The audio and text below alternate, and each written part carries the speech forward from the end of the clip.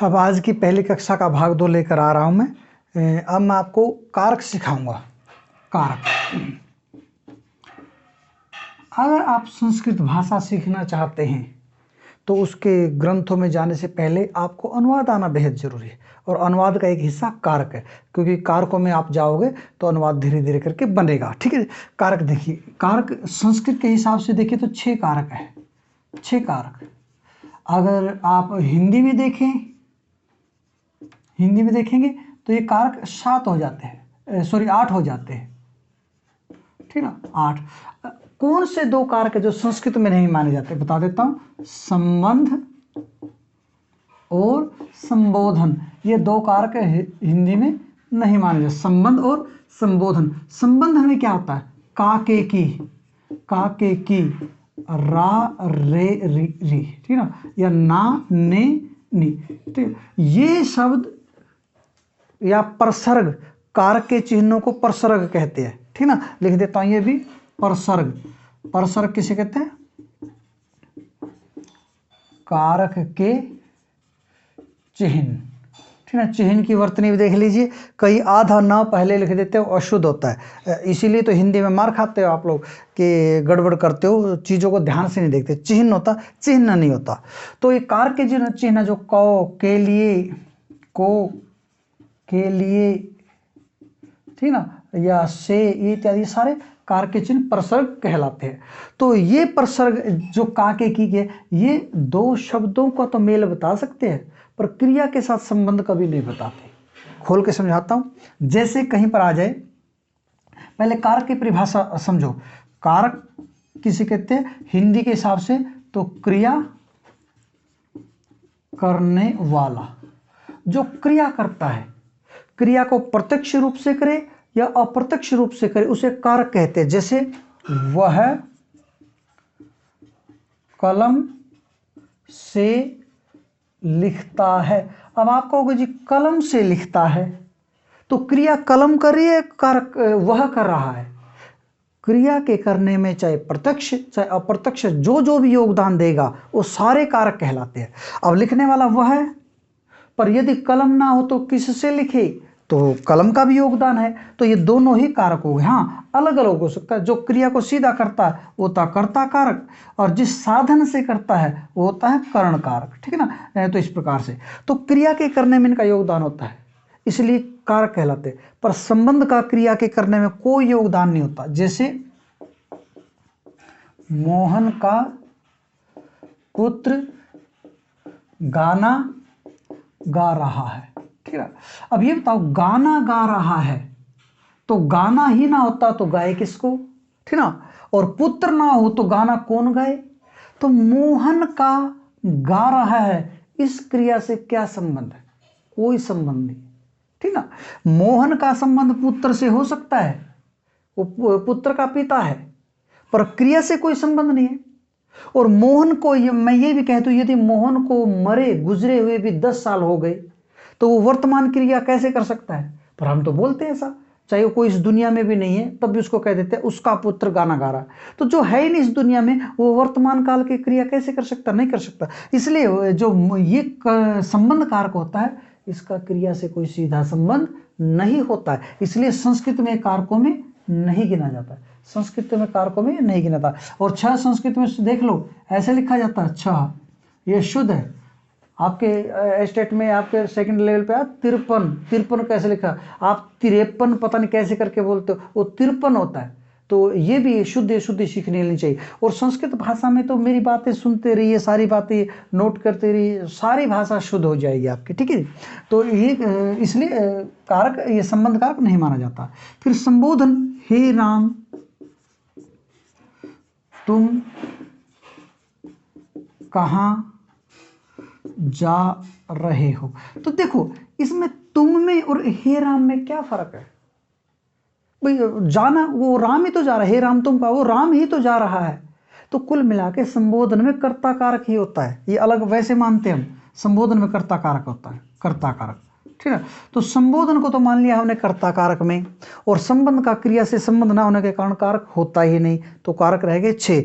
पर संस्कृत में हम इनको कितने मानेंगे, संस्कृत में हम इनको पूरे ही गिनेंगे, कितने, 8 के 8। ठीक है, चलिए अब ये आपने कारक के बारे में समझा। कारक किसे कहते हैं, प्रसर्ग किसे कहते हैं, ठीक है ना, कितने कारक होते हैं, कौन कौन से कारक क्यों नहीं माने जाते, मैंने पूरे उसको उदाहरण सहित आपको समझा। अब देखिए जो कारक होते हैं मैं लिख देता हूं, कारक परसर्ग, परसर्ग होता उसका जो चिन्ह है और सूत्र और व्याख्या, ठीक है ना। सबसे पहला कारक कर्ता कारक, कर्ता, कर्ता का परसर्ग क्या होता है, ने। सूत्र क्या है इसका, संस्कृत में स्वतंत्र कर्ता, ठीक है। अब स्वतंत्र क्या, क्रिया के करने में जो स्वतंत्र है, या दूसरे शब्दों में कह रहा क्रिया को करने वाला। व्याख्या क्या हुई इसकी, क्रिया को करने वाला। क्रिया को करने वाला क्या कहलाता, कर्ता कहलाता। जैसे रामः पठति, तो पढ़ने की क्रिया कौन कर रहा, राम कर रहा, तो राम करता होगा। या जैसे ते पठन्ति, तो पठन्ति क्रिया कौन करे, ते करे, तो ते कर्ता कारक है। या जैसे छात्रः खेलन्ति, खेल भी धातु होती है संस्कृत में अलग, छात्र खेलते हैं तो खेलने की क्रिया कौन, छात्र, तो ये सारे कर्ता कारक। दूसरा कारक कर्म कारक, कर्म, इसका निशान क्या होता, को, ठीक ना, कर्ता ने कर्म को। अब इसका सूत्र क्या होगा, सूत्र है इसका संस्कृत में कर्तु इप्सिततमं कर्म, यानी कि जो कर्ता का इप्सित होता है, कर्ता का जो इप्सित होता, बल्कि इप्सिततमम होता है, जो सबसे ज्यादा इच्छित होता है, यानी कि कर्ता का जो मोस्ट वांटेड होता है, कर्ता जिसको सबसे अधिक चाहता है, वो कर्म कारक होता है, ठीक ना, ठीक ना। जैसे या कर्ता के अतिरिक्त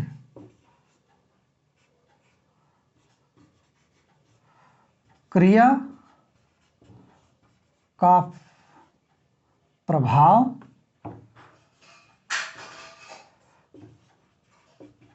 जिस पर, एक बार मैं वीडियो चेक कर लेता हूँ, कर्ता के अतिरिक्त, ठीक ना, हाँ, कर्ता के अतिरिक्त क्रिया का प्रभाव जिस पर पड़े वो क्या कहलाता, कर्म कहलाता। अब इस सूत्र की व्याख्या समझिए, कर्तुः, जैसे पिता का षष्ठी में क्या बनता, पितुः, कर्ता का कर्तुः, तो जो कर्ता कर्तु इप्सिततमम अभिष्ट है, कर्ता का जो सबसे अभिष्ट है वो कर्म है। जैसे रामः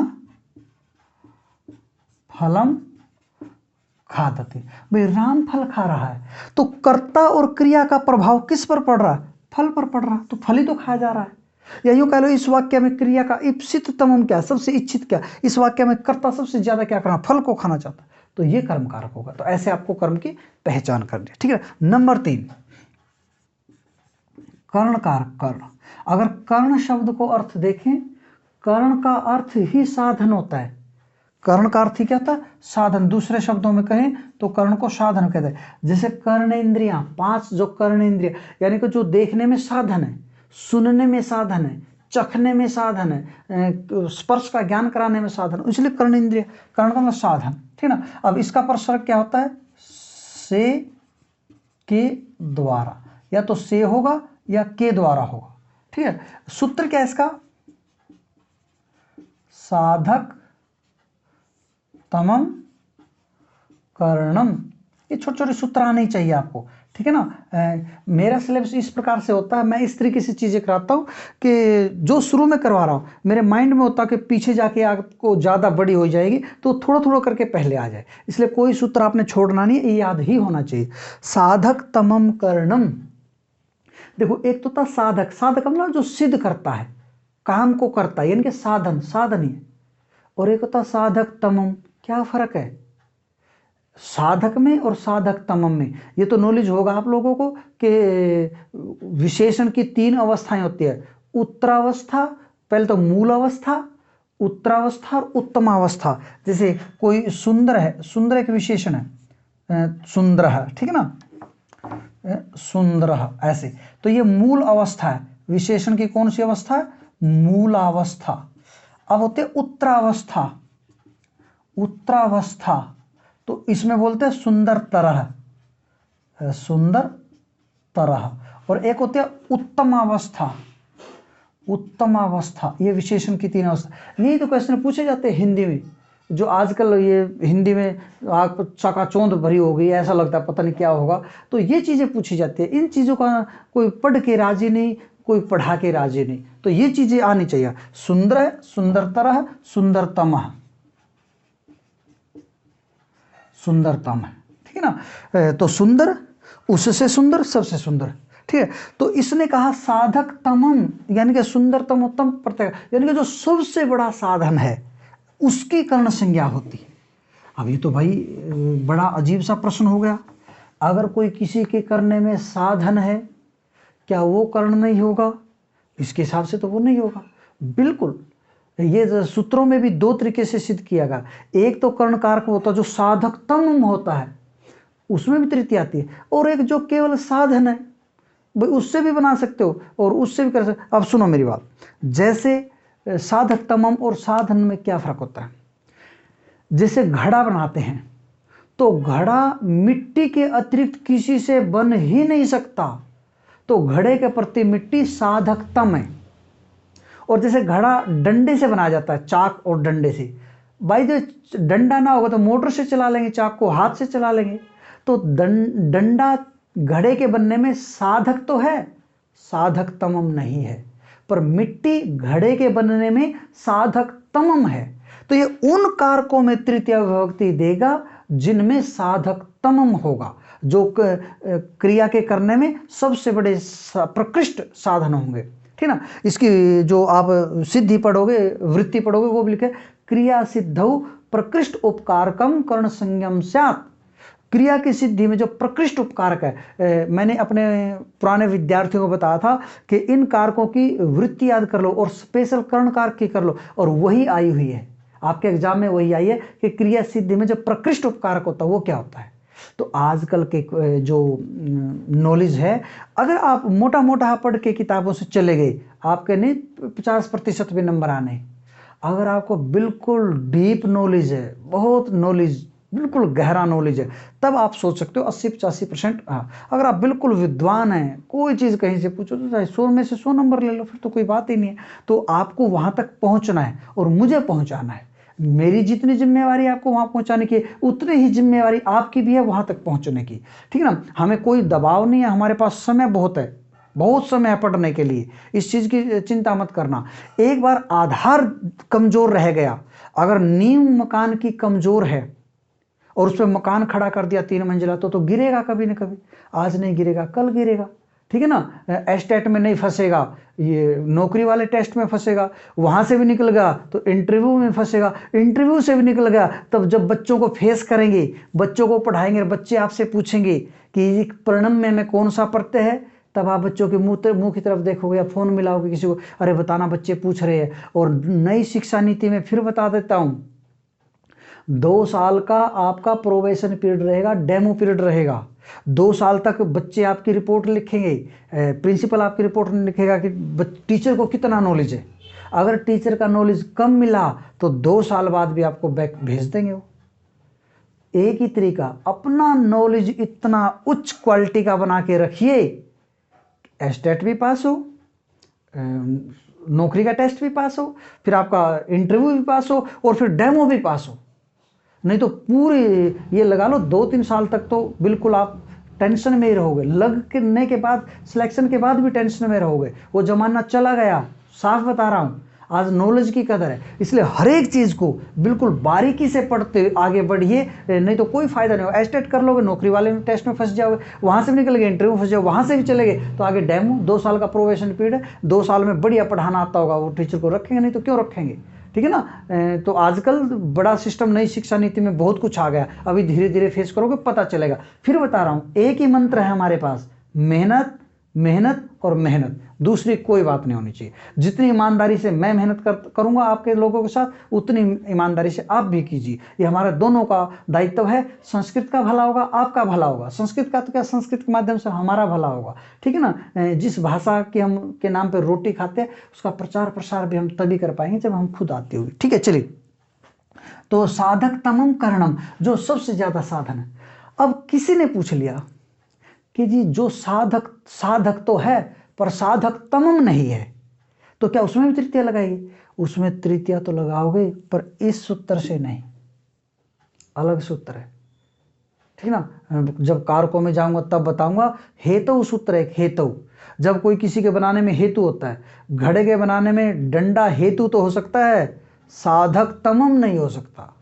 ये फर्क है दोनों में, धीरे धीरे नॉलेज बढ़ता जाएगा, ठीक ना। तो साधन जैसे से के द्वारा साधक तमम करणम, जो क्रिया में करने में साधन हो, तो परिभाषा यही होगी इसकी, क्रिया के करने में जो साधन है। जैसे बालकः कलमेन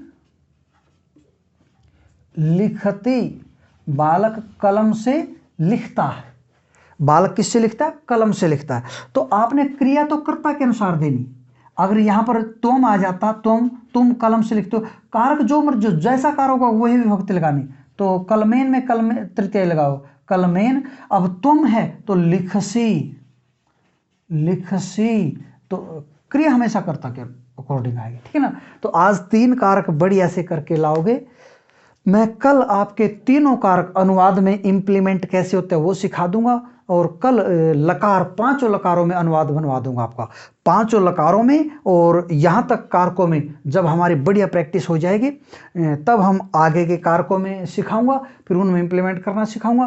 फिर थोड़े थोड़े उपपद विभक्तियाँ सिखाऊंगा, किसके योग में क्या आता है क्या नहीं। फिर थोड़ी थोड़ी हिंदी से संस्कृत और संस्कृत से हिंदी, ये लगभग 10, 12, 15 क्लास में आप बहुत बढ़िया तैयार हो जाओगे। मेहनत करोगे तो ही तैयार हो जाओगे। ठीक है जी, आज इतना कीजिए। Okay, thank you.